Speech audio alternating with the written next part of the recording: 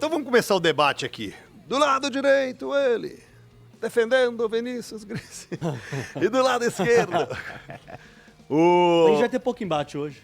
Vai ter pouco? Vai, eu acho. Então começo contigo. O que você achou da contratação do Fernando Diniz?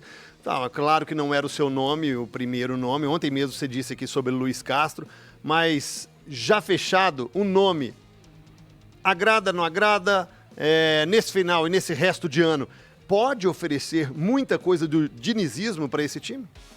Então, O CJ, Diniz, né? para começar, né, o Fernando Diniz, eu acho ele um ótimo técnico, né? O professor Fernando Diniz, ele é um bom treinador, só que ele precisa de tempo para que os seus atletas assimilem o seu contexto de jogo, né, o seu padrão de jogo. Eu não imagino, por exemplo, o Cássio aprendendo a jogar com os pés da noite para o dia, ou do Zé Ivaldo, por exemplo, saindo da sua posição para atacar alguns espaços vazios que o professor Fernando Diniz espera em alguns momentos, né? Mas isso, CJ, com o tempo e com o trabalho, poderá e deverá acontecer. A minha preocupação com o Fernando Diniz, ela gira em torno, de fato, desse momento em que o Cruzeiro vive na atual temporada, né? O Cruzeiro está na 7ª posição do Campeonato Brasileiro, que para mim é uma 7ª posição falsa. É uma 7ª posição que o Inter vai pegar essa 7ª posição daqui a pouco. Tem a questão do Cruzeiro já, entre aspas, estar classificado, né, para uma semifinal de Copa Sul-Americana, tendo em vista também esse jogo de quinta-feira contra o Libertad. E me chama a atenção o movimento do Pedro Lourenço. Porque, para mim, o Pedro Lourenço, a gente tem que colocar na nossa cabeça que ele é um presidente / CEO de clube de futebol à moda antiga. Ele precisava de alguém para colocar lá para falar que era dele, né? E esse nome do Fernando Diniz, talvez hoje no futebol brasileiro, dos disponíveis, essa grife, a gente falou sobre grife ontem, o Gris falou sobre grife ontem, talvez seja o mais importante neste momento.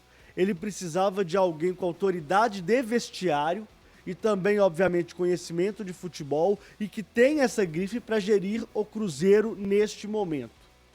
Para dar um passo a mais no projeto ambicioso de futebol que ele tem.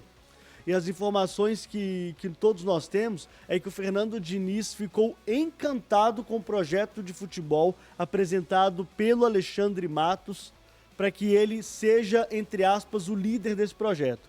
Então, CJ, para mim, esse movimento do Pedro Lourenço ele foi extremamente ousado, porque ele poderia muito bem ter sido, como a maioria dos torcedores do Cruzeiro gostariam, de um técnico um pouco mais pragmático e com liderança nesse momento. E aí a gente citou o Cuca, a gente citou o Renato Portaluppi, a gente citou também o próprio Luiz Castro, que tem essas características, mas não tem um trabalho autoral determinante, como é o caso do professor Fernando Diniz. O que deixa claro pra gente é que o Pedro Lourenço tá pensando em coisa grande nesse momento na temporada. Ô Gris, talvez de forma rasa, muita gente pense, vai ser difícil ver o Cássio saindo com os pés. Fernando Diniz fez um péssimo trabalho na seleção brasileira. E aí se apegue a alguns trabalhos não tão bons, mas o que você, como amante do dinizismo, e você fecha o fã-clube dele toda semana e todo mês, o que o Diniz pode oferecer que o torcedor do Cruzeiro coloque a mão no fogo e fale, tá bom, vou dar um voto de confiança aí. O que o Fernando Diniz tem que outros treinadores não têm? Então, é importante dizer, CJ, antes de falar do Fernando Diniz, repetir mais uma vez aqui que eu não acho que foi justa e que foi correta a saída do Fernando Seabra. Boa. Acho que o Fernando Seabra deveria continuar como técnico do Cruzeiro. Dito isso, acho que o Cruzeiro fez um grande upgrade em termos de treinador, em vários aspectos. Em aspecto de carreira, né, o Fernando Diniz tem uma carreira muito mais sólida do que a carreira do Fernando Seabra como treinador, campeão da Libertadores, foi técnico da seleção brasileira, tem trabalho aí em 4 ou 5 times de Série A de Campeonato Brasileiro, então tem uma carreira mais sólida do que o Fernando Seabra, que ainda está começando, tem mais vivência, mais experiência e mais respaldo pelo nome, né, um treinador mais conhecido, que tem ali o ame ou odeie, né, o Fernando Diniz é um treinador de pouco meio termo a respeito dele, mas que tem muito mais respaldo para ter uma sequência negativa e conseguir sustentar o trabalho, conseguir buscar soluções dentro do trabalho, fora da pressão, até porque agora o Fernando Diniz é uma escolha da nova diretoria do Cruzeiro. Ele não é mais um treinador que estava no clube e que foi mantido no clube. Ele é uma escolha dessa diretoria. Então, naturalmente, espera-se que ele seja mais respaldado. Técnico nenhum, como jogador, como tudo no futebol, vem com certificado de garantia. Eu já falei aqui diversas vezes que hoje acho que no Brasil só existe um treinador melhor do que o Fernando Diniz, que é o Tite, que faz um trabalho ruim no Flamengo.